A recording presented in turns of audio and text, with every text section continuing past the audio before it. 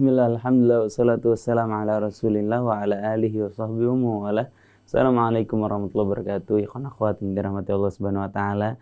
Apa kabar? Selamat siang, senang sekali di hari Selasa ini kami bisa kembali menemani ikhwan akhwat sekalian di acara Tausiah Siang bersama Ustadz Fawaz Abi Zawiyah yang sudah alhamdulillah membersamai kita di studio. Assalamualaikum Ustadz. Waalaikumsalam warahmatullahi ta'ala wabarakatuh. Agak beda warna imamnya hari ini, Ustaz. Hari ini ya kita sedang bersedih ya.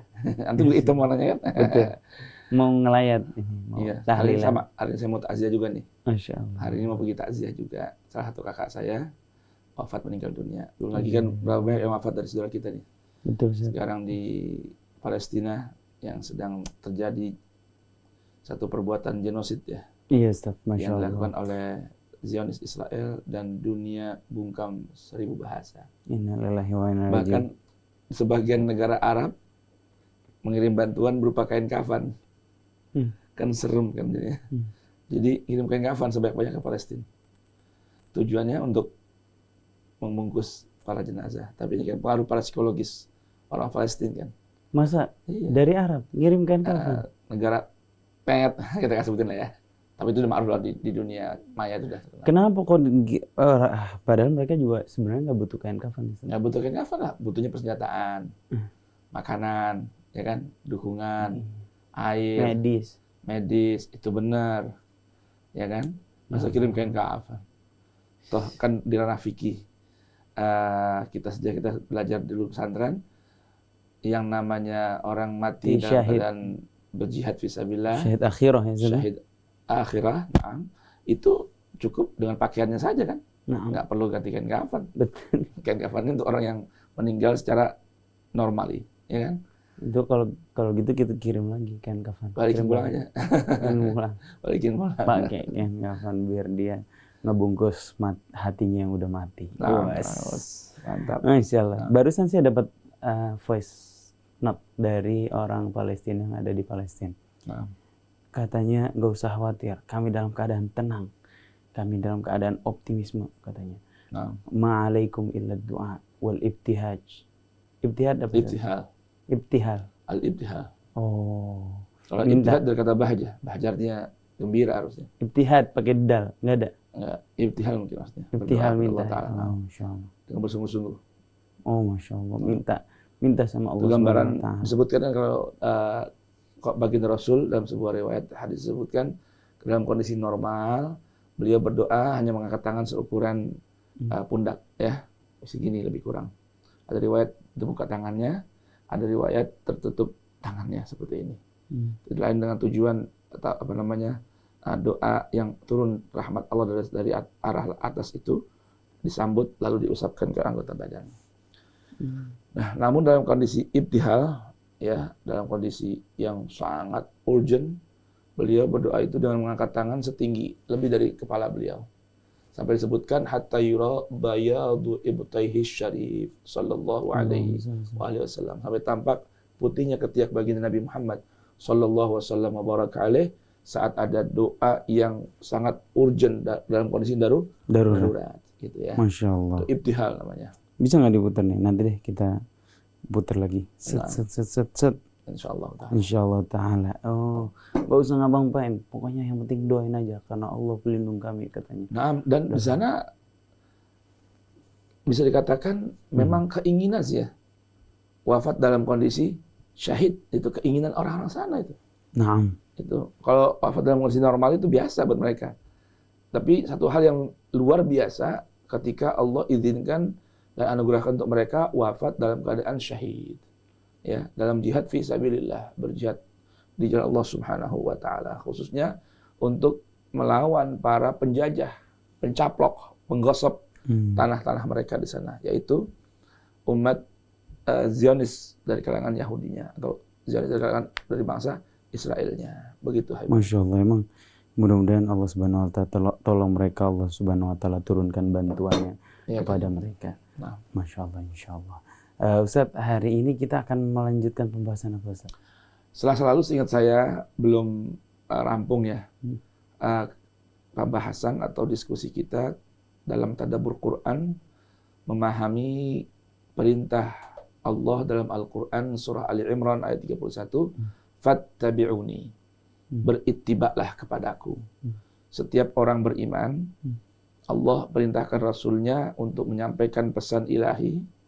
Siapa di antara kalian yang mengaku betul-betul mencintai aku Allah, maka sampaikan pada mereka untuk melakukan ittiba kepadamu. Ar-Rasul sallallahu alaihi wasallam. Yuhibbukumullah, maka pasti kau akan raih cintanya Allah. Tambah lagi plusnya adalah mendapatkan ampunan dari Allah Subhanahu wa taala. Mahabbah dan sekaligus maghfirah diraih dengan berittiba kepada baginda Rasulullah sallallahu alaihi wa alihi wasallam. Nah, di pertemuan yang lalu sudah kita sedikit renungkan ya tentang konsep dalam memahami kata ittiba. Nah, dan insyaallah hari ini kita akan rampungkan panduan tentang penjelasan Al-Qur'an oleh Al-Qur'an tentang ittiba itu sendiri. Ketika Allah perintahkan fattabi'uni, maka Rasul sallallahu alaihi wasallam dengan sendirinya menjadi seorang yang bergelar muttaba, yang wajib menjadi tolak ukur ittiba, yang wajib ditaati, diikuti. Nah, orang yang mengikuti demi meraih mahabbah Allah tadi disebut dengan seorang muttabi'. Nah, sekarang kita lihat bagaimana penjelasan Al-Quran.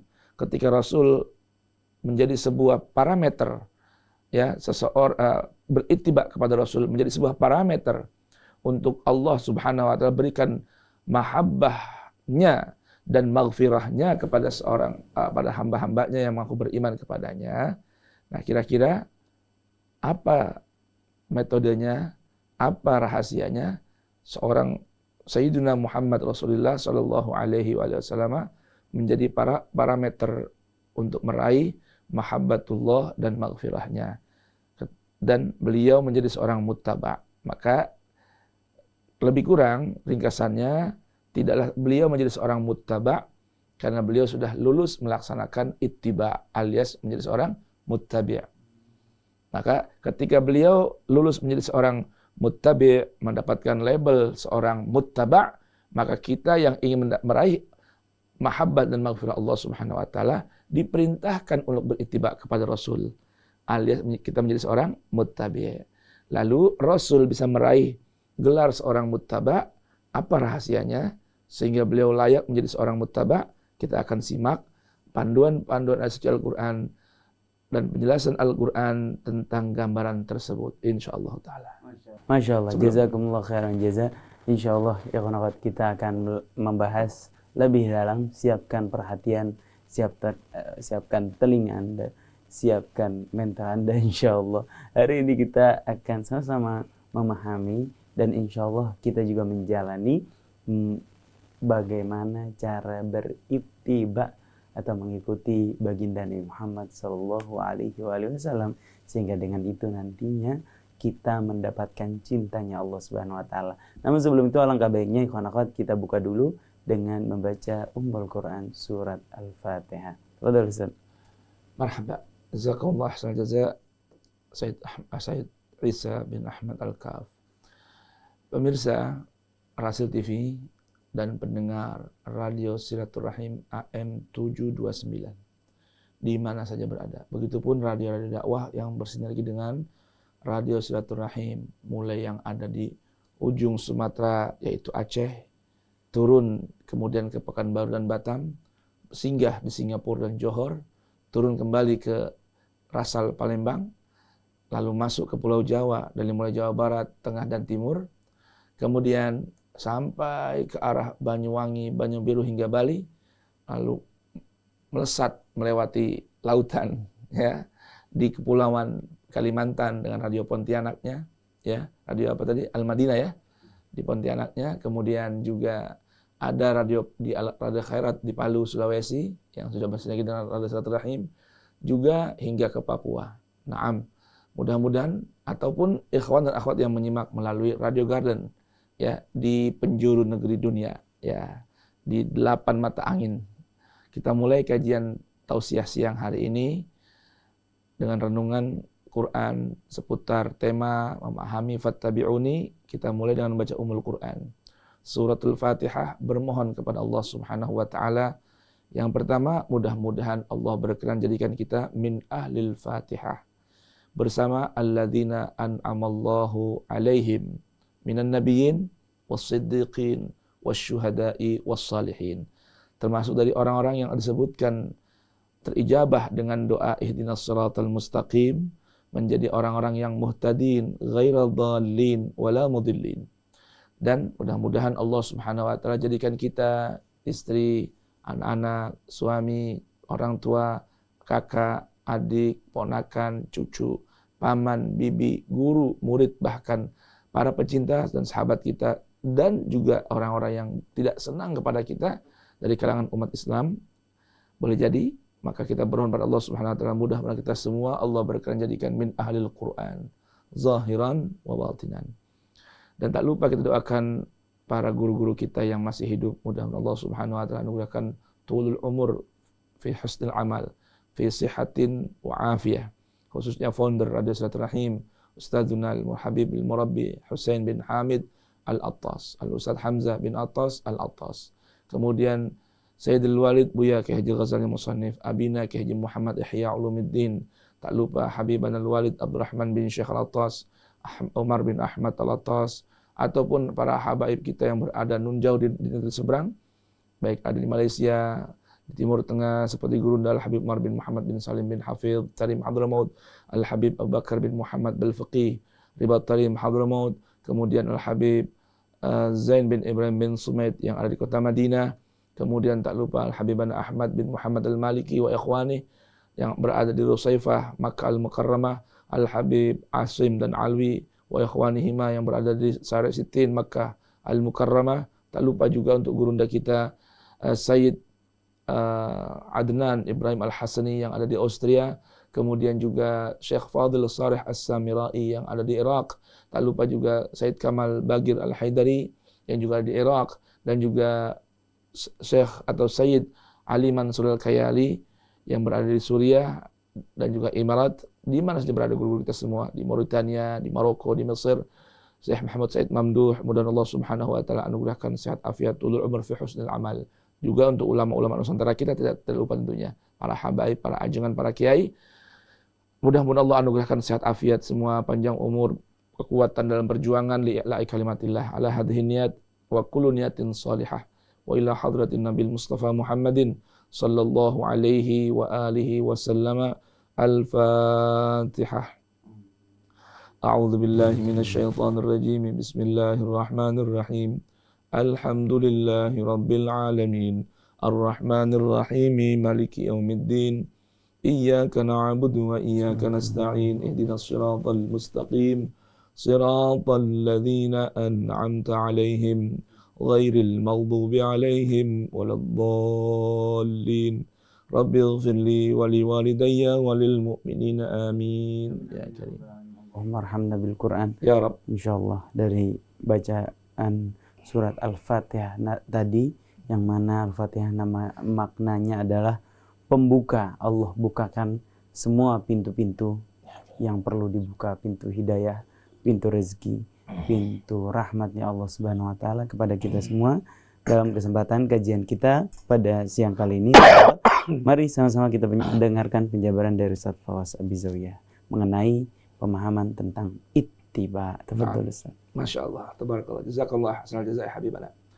Nah, kita masuk pada ayat-ayat dalam Al-Quran tentang larangan Allah Subhanahu wa taala kepada Rasulnya Muhammad sallallahu alaihi wasallam dalam berittiba.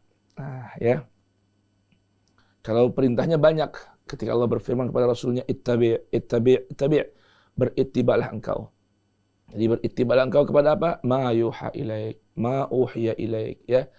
Perintah Allah kepada Rasulnya dalam hal berittiba yang terdapat dalam Quran surah Yunus misalnya ayat 108 hingga 109, kemudian Al-An'am ayat 106, begitu Al-Qiyamah ayat 18, semua perintah Allah Subhanahu wa taala kepada Rasulnya untuk berittiba, tidak lain hanya kepada apa yang Allah Ta'ala wahyukan padanya. Jadi catat ya, berittiba, perintah Allah dalam berittiba kepada Rasulnya hanya kepada wahyunya. Sekarang kita masuk pada larangan kepada Rasul dari Allah Subhanahu wa taala dalam berittiba. Al-Quran surah Al-Ma'idah ayat 48 ya, dan 49 juga 50. Di sana berulang kali Allah Subhanahu wa taala larang nabinya, atau Allah Subhanahu wa taala memberikan konsep dalam berittiba, baik dalam perintah dan juga sekaligus larangan tentang berittiba. Contohnya pada ayat 48 Allah Subhanahu wa taala berfirman, ba'da'an a'udzu billahi as-sami'il 'alim minasyaitonir rajim. Wa anzalna ilaikal kitaba bil haqq musaddiqan lima baina yadayhi minal kitab wa muhaiminan 'alaihi. Fahkum bainahum bima anzalallahu wa la tattabi' ahwa'ahum amma ja'aka minal haqq. Dan kami telah turunkan padamu, wahai Rasulku, sebuah kitab, yaitu Al-Quran, bil haqqi, ini kitab berisikan segala nilai-nilai kebenaran yang pasti dan pasti benar. Musaddiqan lima baina yadayhi.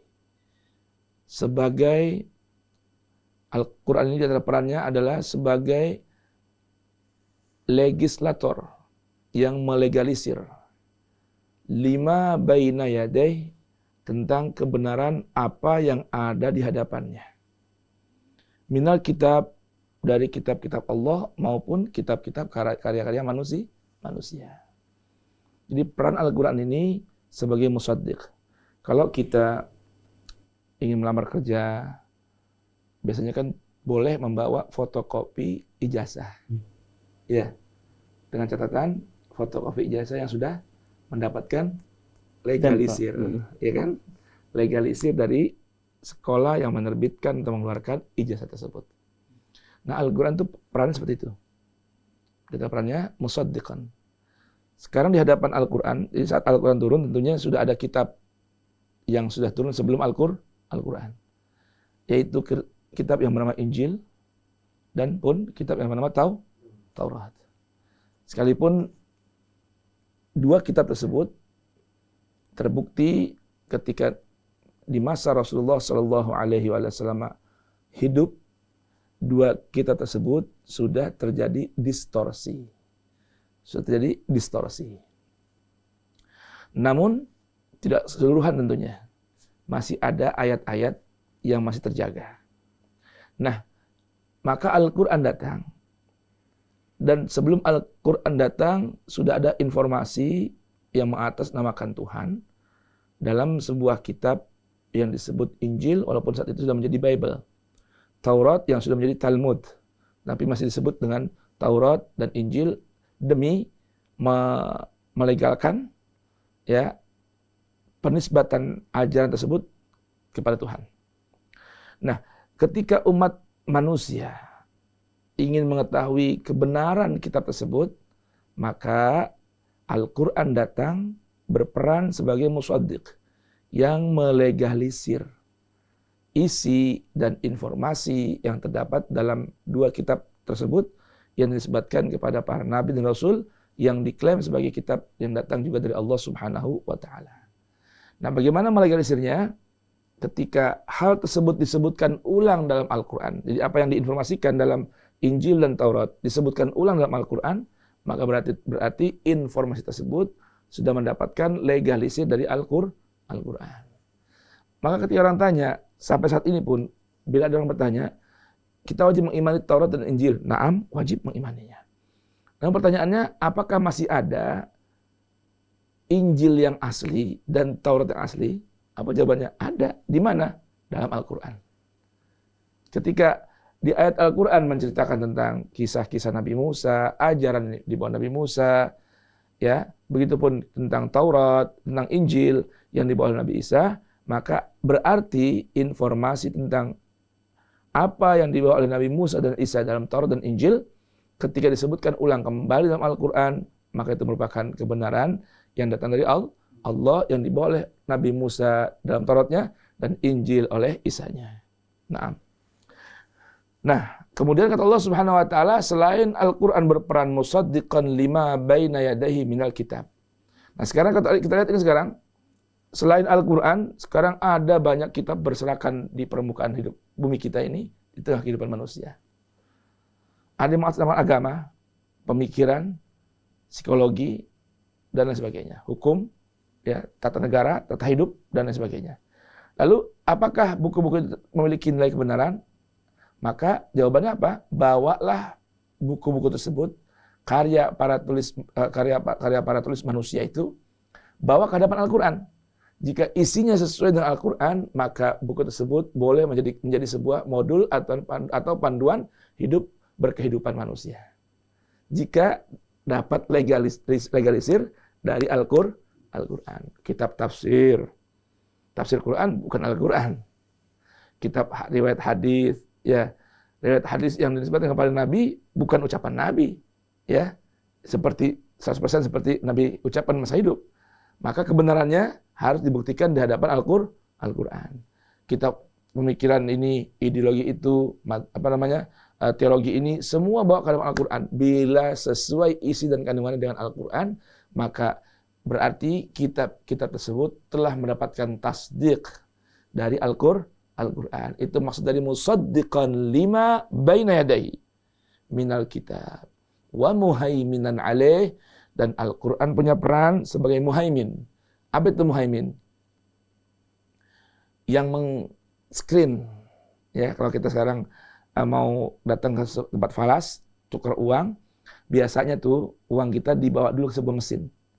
Yang lampunya warnanya biru. Untuk membuktikan ini uang palsu atau uang asli. Nah, itulah fungsi Al-Quran sebagai muhaimin. Yang menghegemoni. Ya, alaih atas setiap kitab yang ada di hadapan Al-Quran. Maka setiap kitab yang ada di hadapan Al-Quran, bawa dulu ke hadapan Al-Quran. Dilihat keasliannya dan kepalsuan isinya. Itu fungsi dari Al-Quran. Oleh karenanya, pada ayat ke-48 Allah berfirman kepada Rasulnya, fahkum bainahum bima anzalallah. Jika engkau, wahai Rasulku Muhammad, ingin menyelesaikan satu perkara hukum dan memutuskan sebuah keputusan, ya, maka syaratnya satu. Engkau hanya boleh menetapkan satu hukum sesuai dengan apa yang Allah Ta'ala turunkan padamu dalam Al-Quran.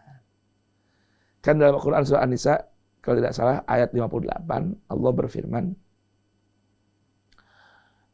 Fala warabbika la yu'minun. Fala warabbika la yu'minun. Maka tidak sekali-kali dengan sumpah dengan nama Tuhanmu, ya.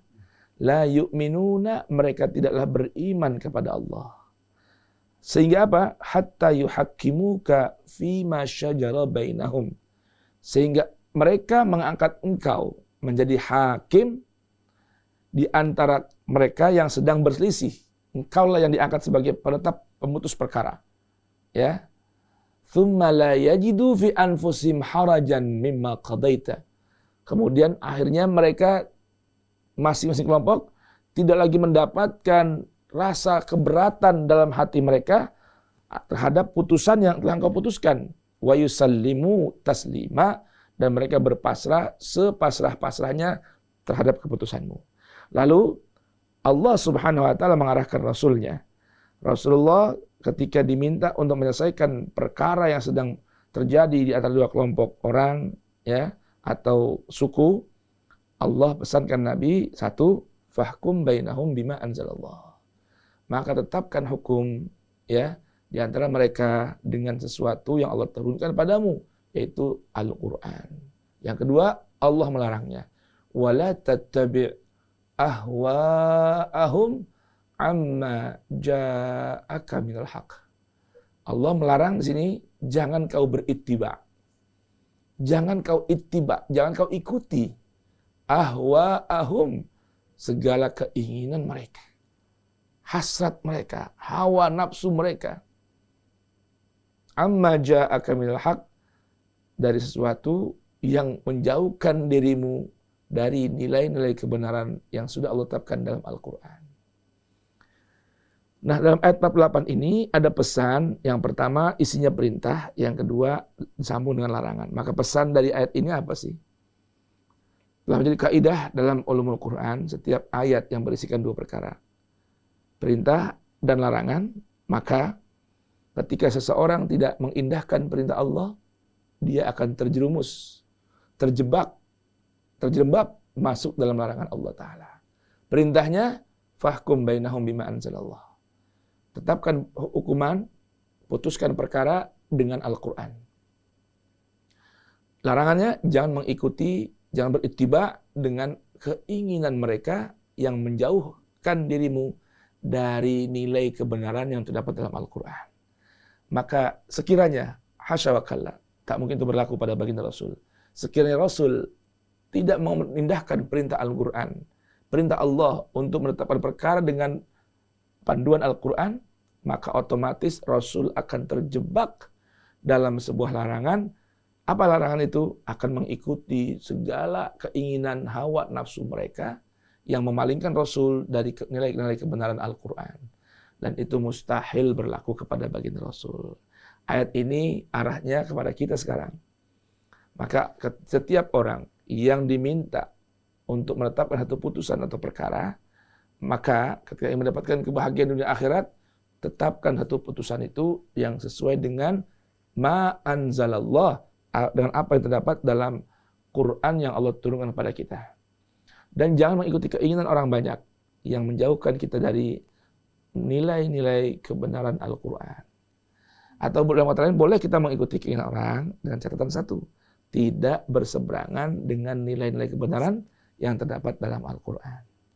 Itu pesan dari Al-Ma'idah ayat 48. Kemudian pada ayat 49 dari Quran surah Al-Ma'idah, kembali Allah mengulang perintah ini kepada Rasulnya. Dan sekaligus kembali Allah mengulang larangan kepada Rasul tentang berittiba.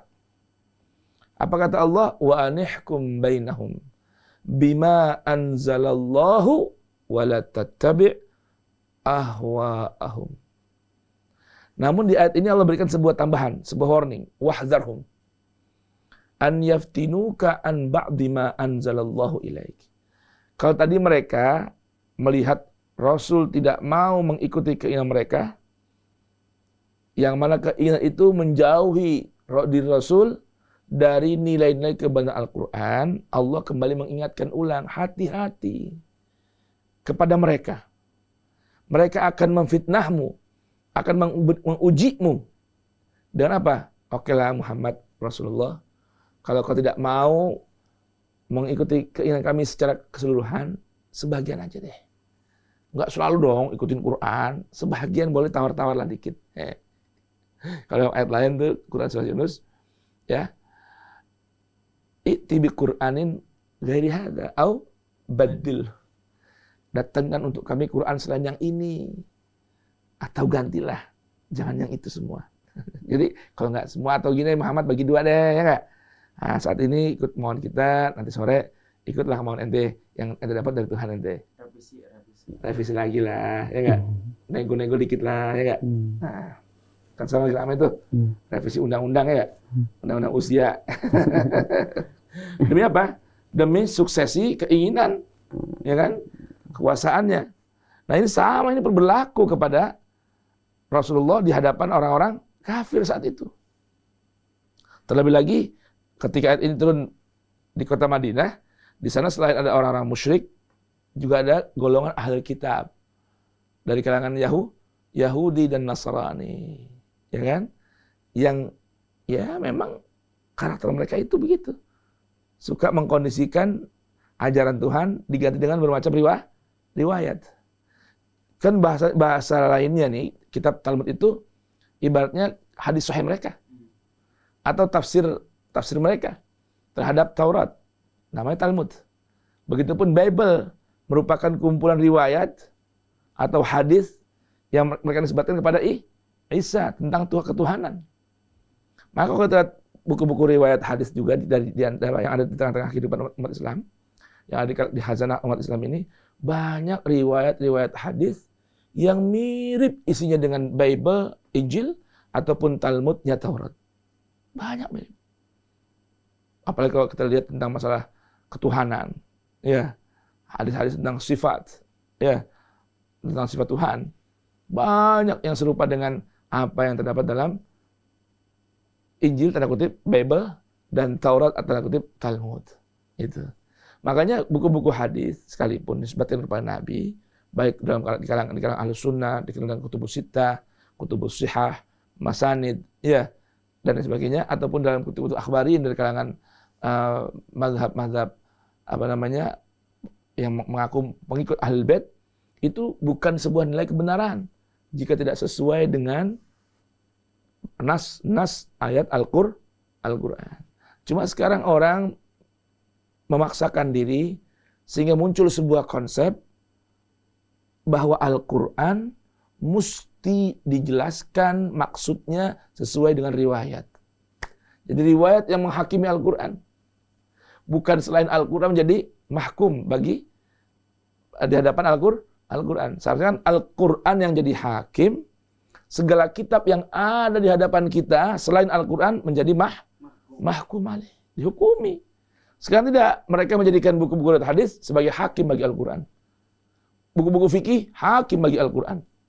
Bukan sebaliknya. Persis dengan apa yang dilakukan oleh umat-umat kalangan ahlu kitab terdahulu. Makanya Allah ingatkan Nabi, wahdharhum an yaftinuk an ba'di ma anzalallahu ilaih. Sebahagian tinggalkan deh, sebagian ikutin boleh. Ya, ini nu'minu bi ba'din wa nakfuru bi ba'din, mengimani sebahagian dan mengingkari sebahagian yang tidak sesuai dengan keinginan kami. Wal iyadzubillah. Nah, maka Allah Subhanahu wa taala pesan kepada Rasul hal ini. Sangat penting ini untuk berhati-hati. Nah, pesan ini sekarang berlaku buat kita. Hati-hati nih. Konsep nego-nego ini terjadi juga di zaman sekarang ini. Menego ayat-ayat Al-Qur'an. Padahal kan dalam Quran dalam surat Ahzab ayat 36 sudah jelas Allah jelaskan ciri orang mukmin sejati itu yang tidak ada tawar-tawar di hadapan ketetapan Allah yang sudah termaktub dalam Al-Qur'an dan sudah disampaikan oleh baginda Rasul sallallahu alaihi wasallam. Fa in tawallau, wahai Rasulku, sekiranya mereka berpaling dari peringatanku ini, kata Allah Ta'ala, fa'lam annama yuridullah an yusibahum bi ba'di dzunubihim. Ketahuilah dengan yakin dan pasti, wahai Rasulku, sungguh pastinya Allah menginginkan akan menimpakan musibah kepada mereka sebab sebahagian dosa-dosa yang mereka lakukan. Wa inna katsiran minan nasi lafasiqun. Dan memang sudah menjadi sunnatullah kebanyakan orang, ya mayoritas orang yang ada di permukaan bumi ini, mayoritas mereka orang-orang yang fasik. Apa itu fasik? Fasik itu yang keluar dari rel aturan ajaran Allah Subhanahu wa taala, atau fasaqa an taatillah. Keluar melesat jauh dari ketaatan diri kepada Allah Subhanahu wa taala. Kita paham ya arti fasik itu kan, orang Arab menggunakan kata fasik itu untuk menggambarkan sesuatu yang keluar dari batasan dan melesat jauh meninggalkannya. Orang Arab kalau mengatakan anak panah telah keluar melesat dari busurnya, mereka menggunakan istilah as-siham fasaqa an qusih. Anak panah telah melesat dari busurnya. Keluar dari busur, ya nggak tahu pergi kemana. Itu gambaran orang-orang yang fasik. Kemudian Allah Subhanahu wa taala memberikan sebuah panduan untuk kita gunakan akal, ya, akal sehat kita. Allah Subhanahu wa taala mengajak kita memberikan sebuah pertanyaan yang isinya jawabannya sudah pasti. Kalau orang yang akal sehat akan tahu jawabannya. Apa kata Allah? Afa hukmal jahiliyati yabghun? Apakah hukum jahiliyah yang mereka ingin ikuti? Apa itu hukum jahiliyah? Maka konsep tadi itu beriman kepada Al-Quran sebahagian dan mengingkari sebagian yang lain, atau melakukan nego-nego terhadap ketetapan ayat Al-Quran, itulah hukum atau ketetapan hukum orang-orang jahiliyah. Yang itu mereka inginkan. Afa hukmal jahiliyati yabghun? Maka Allah Subhanahu wa taala sudah beritahukan, wa man ahsanu minallahi hukman? Apakah ada selain Allah yang lebih bagus dan lebih sempurna ketetapan hukumnya? Jawabannya tidak ada. Tapi kata Allah Ta'ala, liqaumin yuqinun. Tidak semua orang rupanya meyakini bahwa tidak ada selain hukum Allah yang lebih baik, yang lebih bagus, yang lebih sempurna dalam mengatur kehidupan manusia. hanya orang-orang yang betul-betul di hatinya memiliki keyakinan yang tinggi kepada Allah Subhanahu wa taala. Mudah-mudahan Allah jadikan kita orang-orang yang memiliki keyakinan tinggi dan meyakini bahwa tidak ada selain hukum Allah yang Allah tetapkan dalam Al-Qur'an, narasikan dalam Al-Qur'an, naskan dalam Al-Qur'an. Tidak ada hukum selain Al-Qur'an yang lebih bagus dari hukum-hukum yang ada. Nah, ini di antara panduan penjelasan Al-Qur'an tentang larangan kepada Rasul dalam berittiba. Lalu ada lagi kembali dalam Al-Qur'an surah Al-An'am ayat 149 150. Kalau tadi Al-Maidah 48 49 50.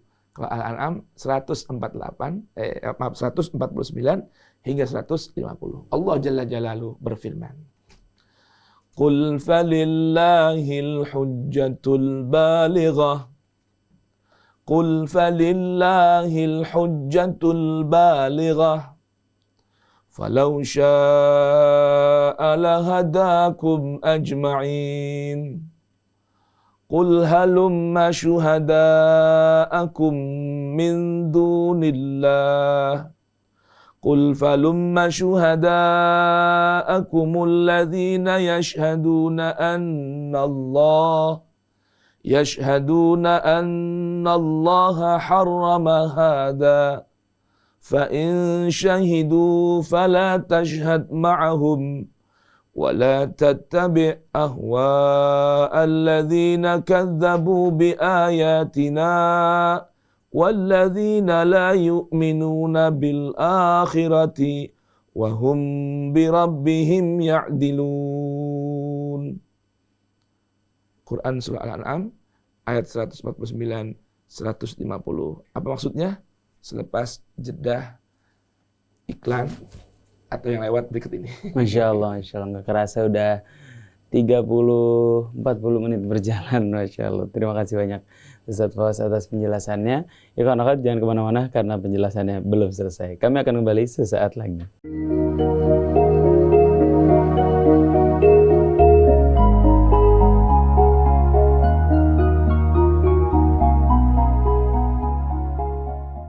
Alhamdulillah, kawan-kawan kembali lagi bersama kami di acara Tausiah Siang bersama Ustadz Fawaz Abizawiyah. Masya Allah, lupa. Harusnya continuity ini kita pakai rida, Masya Allah. Nah, tadi pakai ini saya sebelum iklan. Ya kawan-kawan, kita masih melanjutkan pembahasan kita mengenai pengartian atau pemaknaan daripada istilah ittiba yang akan mengantarkan kita mendapatkan cintanya Allah Subhanahu wa taala. Tadi sempat terputus tentang tafsir daripada ayat dari surat Al-An'am ayat 143 ya. 149 150. 149 sampai 150. Nah. Mari kita lanjutkan insyaallah penjabarannya Ustaz Fawaz Abizawiyah. Tafadhol Ustaz. Nah, bismillahirrahmanirrahim. Allah Jalla Jalaluhu berfirman dalam Al-Qur'an surat Al-An'am ayat 149 hingga 150. Dan mushafnya halaman 148. Allah berfirman kepada Rasulnya untuk sampaikan pemberitahuan Allah ini. Sampaikan pesan Allah ini. Katakan firman Allah ini dan bacakan pemberitahuan besar dari Allah Subhanahu wa taala tentang hal ini. Apa kata Allah? Qul falillah al-hujjatul balighah. Di sini redaksi ayatnya tidak menggunakan fal hujjatul balighah lillah, tidak. Tapi falillahi al hujjatul balighah. Menunjukkan at-takhsis bahwa hanya milik Allah. Satu-satunya milik Allah. Apa itu al hujjatul balighah? Bukti dan argumentasi yang paling kuat. Satu-satunya. Jadi satu-satunya hujjah yang al-balighah, arti balighah itu yang kuat, kokoh, yang menyampaikan pada tujuan. Atau kalau bahasa kata, argumen yang skakmat. Yang nggak bisa dikalahkan oleh apapun dan siapapun. Jadi Al-Quran merupakan al-hujjatul balighah. Dan satu-satunya al-hujjatul balighah hanyalah milik Allah. Itu maksudnya. Ini pemberitahuan yang dahsyat nih dari Allah Subhanahu wa taala. Dan ini dikumandangkan oleh Al-Qur'an semenjak ayat ini turun di kota Makkah. Falau syaa'a lahadakum ajma'in. Jika Allah, sekiranya Allah berkehendak, Allah akan memberikan hidayahnya, tuntunannya, arahannya, bimbingannya kepada semua. Kalian semuanya. Tapi al-masyiah itu milik Allah tabaraka wa ta'ala. Semoga Allah Ta'ala masukkan kita dalam golongan orang-orang yang Allah kehendaki mendapatkan bimbingan dan arahan langsung dari Allah Subhanahu wa Ta'ala. Karena semenjak Allah bacakan ayat kepada nabinya Adam bahwa fa imma ya'tiyannakum minni hudan. Maka apabila sudah sampai pada kalian sebuah bimbingan dan arahan khusus dariku melalui firman-firmanku yaitu Al-Quran, maka pilihan ada pada kalian. Keinginan al-masyiah itu milik Allah, tapi pilihan ada pada kalian. Maka Allah Subhanahu wa taala beritahukan, "Famanittaba'a hudaya." Maka siapa orang di antara kalian yang telah sampai kepadanya Al-Quran, Al-Hujjah, Al-Balighah ini, bimbingan dan tuntunan langsung dari Allah Subhanahu wa taala ini, maka yang mau betul-betul mengikuti dan berjalan di belakang panduan Allah yaitu Al-Qur'an, maka Allah berikan jaminan, fala yadhillu wala yashqa. Maka tidak akan tersesat jalan, tidak akan celaka hidupnya.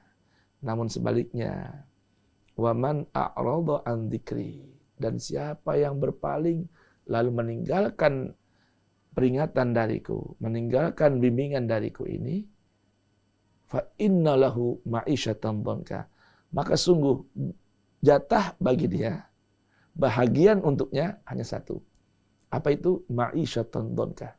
Di dunia hanya satu bahagian dia, yaitu ma'isyatan dhanka, kehidupan yang begitu sempit, rupek, menyesakkan jiwa. Dan di negeri akhirat nanti, wa nahsyuruhu yaumal qiyamati a'ma. Nanti di negeri akhirat kami akan bangkitkan orang tersebut yang tidak mau berpandu kepada Al-Qur'an, tidak mau mengikuti panduan dan nas Al-Qur'an, lebih memilih berpaling dan meninggalkan Al-Qur'an. Allah akan bangkitkan orang tersebut dalam keadaan buta matanya, wal iyadzubillah. Kenapa? Karena di dunia dia butakan mata hatinya. Melihat ayat-ayat Allah di hadapannya, namun hatinya tidak bergeming, malah pergi meninggalkan Al-Quran. Maka nanti dia yaumil qiyamah, Allah akan bangkitkan dia dalam keadaan buta. Na'udzubillahi min dzalik. Nah kemudian pada ayat 150, Quran surat Al-An'am, kalau tadi yang kita bacakan adalah Quran surat Thaha ayat 123. Allah beritahukan Rasulnya, katakan juga pada mereka, halumma syuhada'akum. Silahkan bawa kemari para saksi-saksi, para supporter, para pendukung dan buzzer kalian. Alladzina yashhaduna, yang mereka mau bersaksi, annallaha harrama hadza, bahwa sungguhnya Allah Subhanahu wa taala mengharamkan hal ini. Jadi mengharamkan dan menghalalkan sesuatu itu adalah hak mutlak milik Allah Subhanahu wa taala. Maka jika ada seorang yang bersaksi bahwa Allah mengharamkan sesuatu, namun Al-Quran tidak menyebutkan, maka hal itu merupakan kedustaan atas nama Allah Subhanahu wa ta'ala. Nah bahkan kata Allah Ta'ala kepada Rasulnya dalam ayat ini, fa in syahidu, jika mereka semua bersaksi bahwa Allah mengharamkan sesuatu yang Allah tidak sebutkan dalam Al-Quran, mereka katakan ini haram, nggak boleh dikerjakan. Panggil mereka semua dan bawa semua pendukung dan saksi mereka. Saksi pendukung dan penyokong mereka, supporter mereka, demonstran mereka, bawa ke sini kata Allah Ta'ala. Jika mereka mengatakan bahwa mereka bersaksi Allah mengharamkan hal ini, padahal Al-Quran tidak menyebutkannya. Maka fa'in syahidu, kalau mereka bersaksi, fala tashhad ma'ahum. Engkau tidak boleh ikut bersaksi bersama mereka. Ini dahsyat Al-Quran ini. Ya, jadi pengharaman yang mengatasnamakan agama harus dibuktikan oleh nas dalam Al-Quran bahwa Allah dalam Al-Quran mengharamkan hal tersebut. Kalau tidak ada dalam Al-Quran, maka Rasul diharamkan ikut bersaksi bersama mereka bahwa Allah mengharamkan itu. Kemudian kata Allah Subhanahu wa taala, "Wala tattabi' ahwa alladzina kadzdzabu bi ayatina." Di ayat ini tema kita kan tentang pelarangan Allah kepada Rasul dalam hal berittiba'. Allah lanjutkan lagi, selain kau tidak boleh ikut bersaksi bersama orang-orang yang bersaksi bahwa Allah mengharamkan sesuatu yang padahal Al-Quran tidak menyebutkan dalam nasnya secara jelas dan tegas bahwa Allah mengharamkan itu. Pertama, Rasul diharamkan bersaksi bersama mereka. Allah larang Rasul ikut bersaksi bersama mereka. Dan Allah melarang Rasulnya untuk mengikuti atau berittiba kepada orang-orang yang kadzdzabu bi ayatina, yang mendustakan ayat-ayat Al-Quran. Begitupun Allah melarang Rasulnya, walladzina la yu'minuna bil akhirah. Dan Allah melarang Rasul untuk berittiba selain kepada orang-orang yang mendustakan ayat-ayat Allah, juga Allah melarang Rasulnya berittiba kepada orang-orang yang tidak beriman kepada hari akhir. Kepada hari akhirat. Ini penting sekali. Karena dalam ayat Al-Quran, takaran pembuktian iman itu Allah selalu sandingkan dengan iman kepada hari akhir. Amanna billah wa bil yaumil akhir. Beriman kepada apa-apa yang Allah gambarkan dan jelaskan atau kisahkan dan informasikan tentang hari akhir. Hari kebangkitan, hari perhitungan, ya, integrasi, dan ada surga dan neraka yang Allah sebutkan, jelaskan dalam Al-Quran. Tapi bila ada orang yang tidak mau mengiman hal tersebut, mereka meyakini hanya hidup hanya sekali dalam kehidupan dunia, tidak akan ada kebangkitan lagi di akhirat nanti, tidak ada namanya hari akhirat, maka Allah melarang Rasulnya untuk berittiba, mengikuti keinginan mereka. Wahum bil akhirati hum ya'dilun. Wahum bi rabbihim ya'dilun. Wahum bi rabbihim ya'dilun. Dan mereka berpaling meninggalkan Allah Subhanahu wa taala. Maka dalam ayat ini Al-An'am 150 Allah Subhanahu wa taala larang Rasul untuk satu, bersaksi bersama orang-orang yang menyaksikan diri bahwa Allah telah mengharamkan sesuatu padahal Allah tidak sebutkan keharamannya dalam Al-Quran. Yang kedua, Allah melarang nabinya berittiba kepada orang-orang yang kepada keinginan hasrat orang-orang yang mendustakan ayat-ayat Allah. Juga orang-orang yang tidak beriman kepada hari akhir.